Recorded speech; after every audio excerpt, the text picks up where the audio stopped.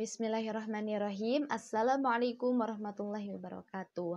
Bagaimana kabarnya Ananda Soli dan Solihah? Mudah-mudahan selalu dalam lindungan Allah Subhanahu wa Ta'ala. Alhamdulillah, pada pembelajaran hari ini kita akan kembali membahas mengenai pecahan, yaitu mengenai pembulatan dan penaksiran pecahan. Sebelum kita memulai pembelajaran hari ini, kita awali membaca basmalah terlebih dahulu. Bismillahirrahmanirrahim. Alhamdulillah, sambil Ananda menyimak videonya, Ananda bisa membuka buku paket SPS-nya halaman 17. Nah, hari ini kita belajar pembulatan dan penaksiran. Nah, pembulatan ini adalah kita akan membuat suatu bilangan-bilangan desimal atau bilangan koma agar menjadi bilangan bulat yang utuh. Nah, itulah disebut dengan pembulatan. Yang pertama ada pecahan biasa dan pecahan campuran. Nah, di sini misal contoh kita menggunakan garis bilangan. Nah, ini adalah garis bilangan. Nah, yang pertama, bulatkan pecahan 5/6 ke satuan terdekat. Dari sini di garis bilangan ini adalah dimulai dari titik 0 hingga 1. Lalu ada 1/6, 2/6, sampai 5/6. Nah, kita bulatkan 5/6. 5/6 posisinya di mana? Di sini. Lihat posisinya di garis bilangan. Lebih dekat ke angka 0 atau ke angka 1?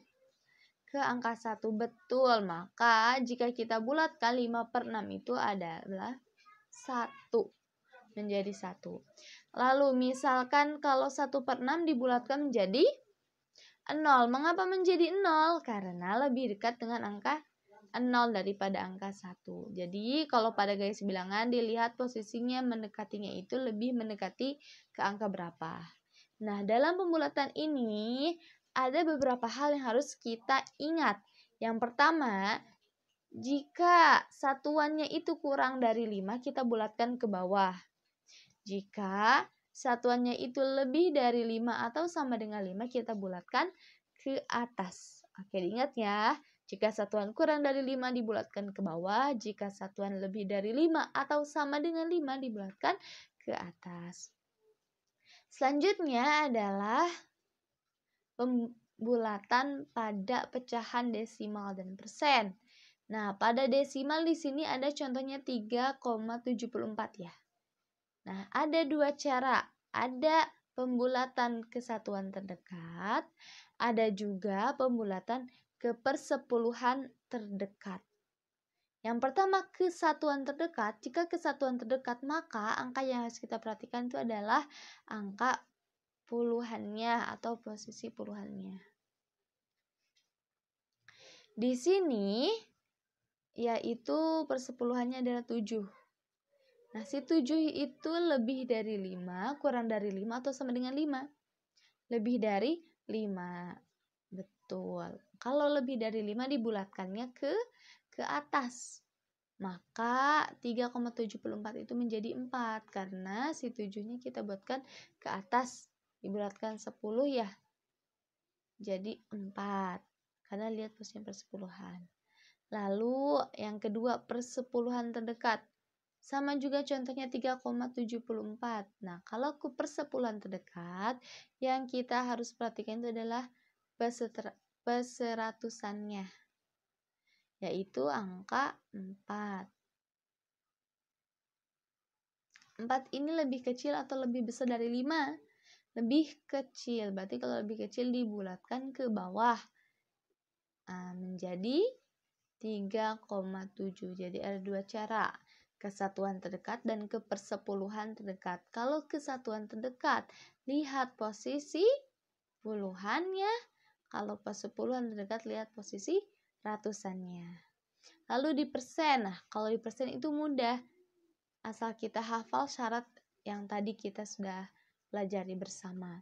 Misal 18%. 18% itu dibulatkan ke atas atau ke bawah.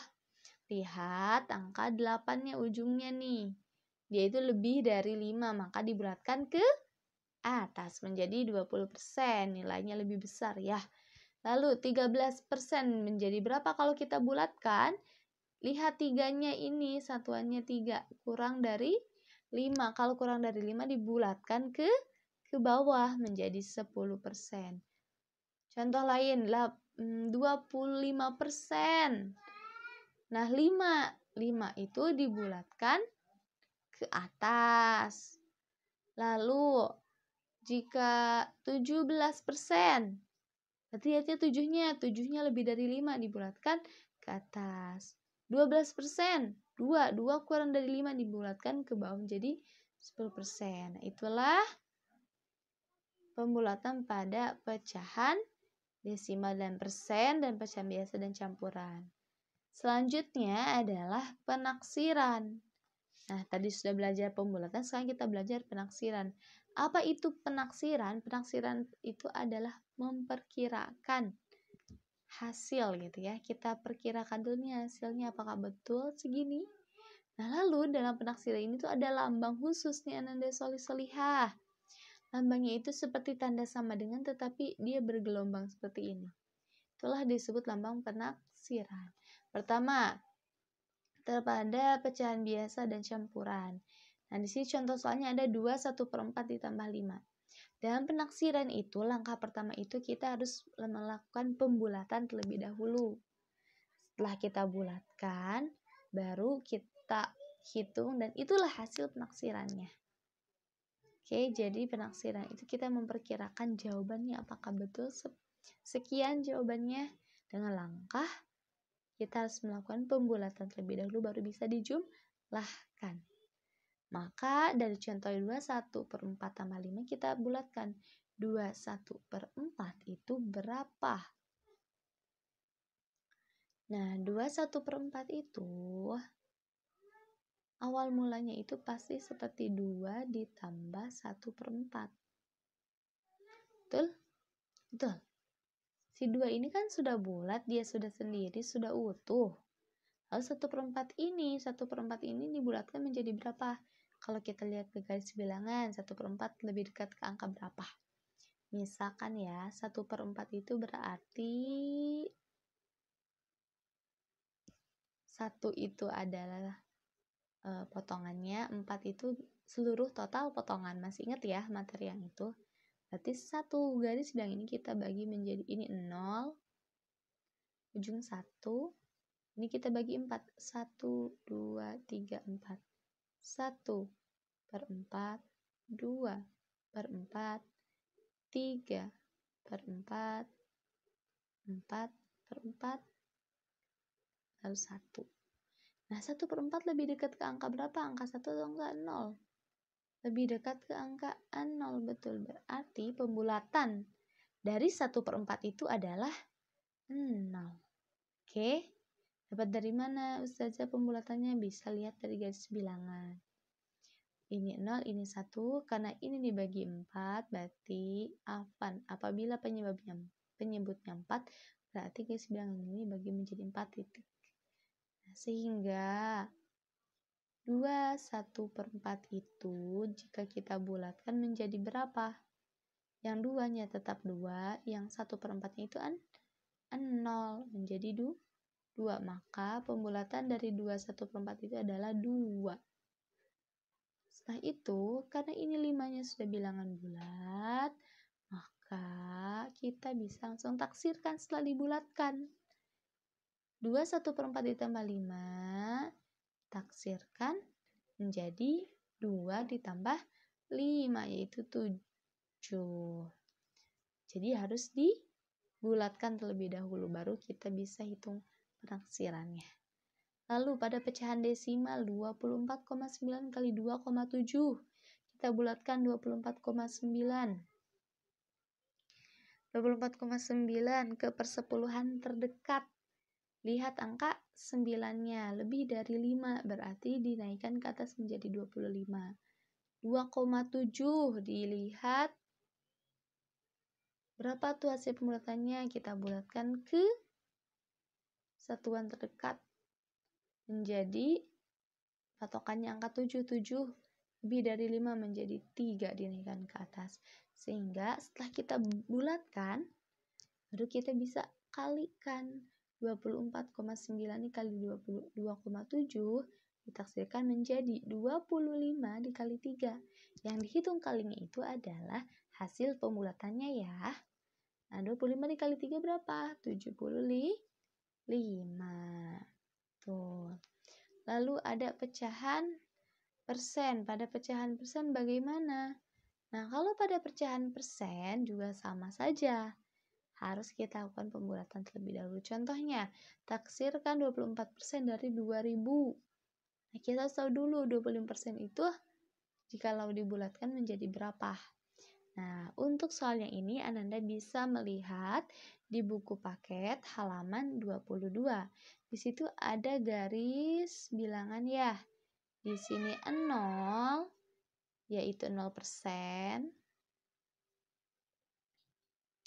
Paling ujung itu ada 1 yaitu 100%. Maka di antara 0 dan 1 itu pasti ada pecahan yang lain. Yaitu di sini ada 1/4. Di sini ada 2/4. Sini ada 3/4. Di mana 1/4 itu ada 25% nih. Kita kalau lihat dari jumlah persennya ya. 25%, 3/4 50%, 2/4 50%, 3/4 75%. Jadi naik 25% setiap jaraknya. Lalu tadi 24% itu berapa jika kita bulatkan? Nah, berarti 24% itu posisinya antara 0 dan 1/4. Lebih dekat ke 0 atau 1/4 kira-kira? Karena dia 24%, maka posisinya itu lebih dekat ke 1/4 atau ke 25%. Maka jika kita bulatkan, 24% itu adalah menjadi 25% atau 1/4 lah. Jika kita sudah membulatkan, baru bisa kita hitung. 25% dari 2000 itu berapa? Nah, di sini 2000 dikali 25% sama dengan 2000 dikali 25/100 karena persen itu adalah pecahan berpenyebut 100. Lalu ini nolnya coret 2, ini juga coret 2. Sisa 20 kali 25 hasilnya 500. Kalau kita pakai 1/4 juga sama, 2000 dikali 1/4 berarti 2000 dibagi 4. Sehingga 24% dari 2000 itu adalah mendekati 500. Nah, itulah pembahasan mengenai pembulatan dan penaksiran. Diingat, kalau bilangannya itu kurang dari 5 dibulatkan ke bawah, lebih dari 5 atau sama dengan 5 dibulatkan ke atas. Sedangkan dan penaksiran, kita harus melakukan pembulatan terlebih dahulu, baru bisa kita hitung penaksirannya. Untuk materi hari ini, Ustazah cukupkan dulu sampai di sini. Jika ada yang ingin tanyakan, boleh silahkan wapri Ustazah. Mudah-mudahan ilmu yang disampaikan dapat dipahami dan menjadi ilmu yang bermanfaat. Kita hari ini baca hamdalah. Alhamdulillahirrabbilalamin.